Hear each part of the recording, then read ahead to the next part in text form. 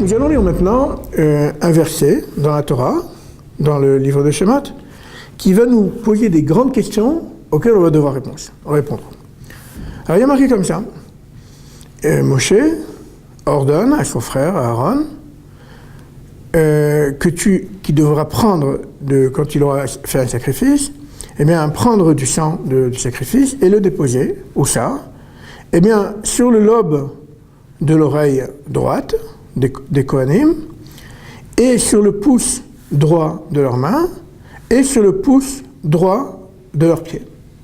Bon, ça fait partie du travail dans le Beth Amikdash, à certaines occasions on fait ça.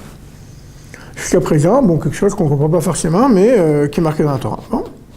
Maintenant, quelque chose d'intéressant, c'est que celui qui connaît un peu le bouddhisme, eh bien, dans le bouddhisme, il y a 3 points d'énergie centraux, c'est le lobe de l'oreille droit, le pouce droit et le pouce du pied droit.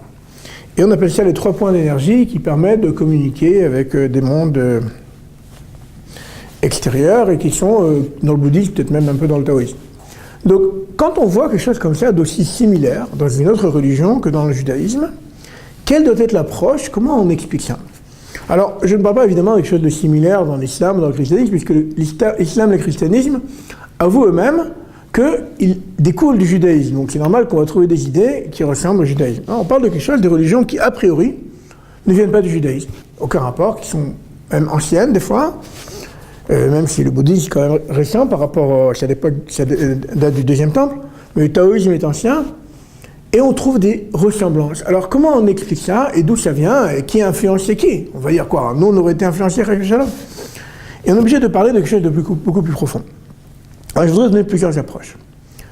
Un jour le Rav Zini, eh bien, a pris un livre dont il avait caché la couverture et il a commencé à nous lire un passage. Et dans la salle il n'y avait que des gens qui avaient étudié pour devenir rabbin et des gens qui avaient beaucoup étudié la Torah. Il a lu un passage et il dit, bon à votre avis d'où vient ce livre? D'où vient ce que j'ai lu? Alors les gens ont commencé à dire ça vient du Rav Kook, ça vient du Gaon de Vilna, et à la fin il a ouvert le livre et il a montré que ça venait du bouddhisme. Et les gens ils sont tombés par terre parce qu'on avait vraiment l'impression que ça sortait du judaïsme. Alors pourquoi il a fait ça, Rav Zini? Eh bien, il a voulu montrer que parfois il y a certaines idées qu'on pouvait trouver qui ressemblaient beaucoup à la Kabbale et qui venaient de l'Extrême-Orient. Et je voudrais expliquer comment telles choses sont possibles. Alors, d'abord, quand on voit quelque chose comme ça, et on est quelqu'un de religieux, ou même de croyant, eh bien, on doit être content. Pourquoi? Au lieu d'être déstabilisé, au contraire, on doit être content parce que c'est quelque chose qui est dans la Torah, on sait que c'est vrai, et on est très content qu'il y ait d'autres religions eh bien, qui sont arrivées à cette compréhension. Alors, quand il s'agit d'une compréhension d'ordre moral, on dit, bon, d'accord, c'est normal, l'homme a une certaine morale, il peut comprendre des choses. Mais quand il s'agit d'une compréhension d'ordre spirituel et qu'il y ait d'autres mondes, alors, comment c'est possible? Alors je vais donner plusieurs réponses qui sont toutes indépendantes et valables chacune séparément. Alors, d'abord, eh bien, c'est quelque chose de vrai, ok? Par exemple, il y a une vérité et une spiritualité, il y a des mondes spirituels, on peut y accéder de toutes sortes de manières. Eh bien, le fait que certains hommes comprennent ces choses-là et qui arrivent à accéder à ces mondes-là ou à les comprendre, eh bien, il n'y a pas de problème puisque ces mondes-là existent et il y a des gens qui peuvent y accéder. Alors nous on y accède par des portes qui sont les portes de la Kedusha, de la sainteté. Il y a d'autres portes qui sont les portes de l'impureté. Aussi on peut y accéder. On sait qu'Avraham Avinu, il avait donné comme cadeau à ses enfants qui sont partis en Extrême-Orient, qui sont partis vivre là-bas, eh bien il leur a donné des noms d'impureté. Pourquoi il leur a donné ça? Parce qu'avec ça, eh bien ils peuvent créer des religions. C'est-à-dire qu'il y a dans les religions d'Extrême-Orient, nous dit la Torah, eh bien déjà des traditions qui viennent déjà d'Avraham Avinu et qui auraient permis de créer toute une spiritualité là-bas en Extrême-Orient. Donc c'est une première idée. La première idée donc c'est qu'on peut comprendre, il y a des choses que les hommes peuvent comprendre et accéder à des vérités, des choses très proches du judaïsme. Deuxièmement, Avraham Avinu il a donné donc un très grand savoir qu'il connaissait à des peuples qui sont partis en Extrême-Orient, à des descendants qui sont partis en Extrême-Orient. Troisième explication, eh bien, il y avait une très grande connaissance humaine qui était des mondes spirituels à l'époque de Adam Arishon, et elle est transmise à ses enfants.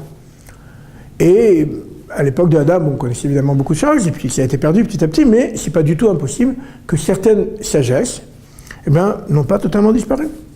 Et qu'il y a des choses qui ont été gardées dans toutes sortes de civilisations où on trouve une sagesse qui existe, des choses qui ressemblent, Par exemple, celui qui connaît les Aztèques et la religion aztèque, eh bien, il y a dans la religion aztèque, eh bien, le Quetzalcoatl, le dieu principal, le dieu de l'Est, dans la religion aztèque, et qui doit revenir un jour, qui vivait, c'était le serpent à plumes, il vivait donc dans le paradis terrestre parmi les hommes, et un jour, eh bien, il était chassé du paradis terrestre, et il doit revenir sous forme d'un homme brun, barbu, qui viendrait de la mer.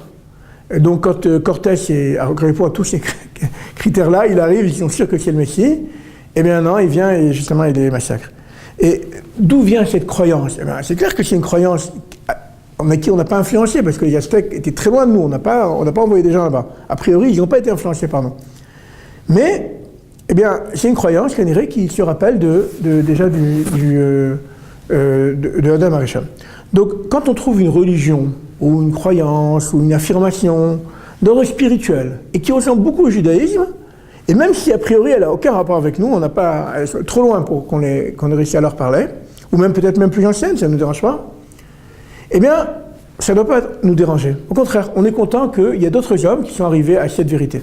Et c'est l'approche qu'on doit avoir en tant que personne qui croit en Hachem, quand on voit tel type de valeur ou tel type de spiritualité qu'on rencontre dans une autre religion.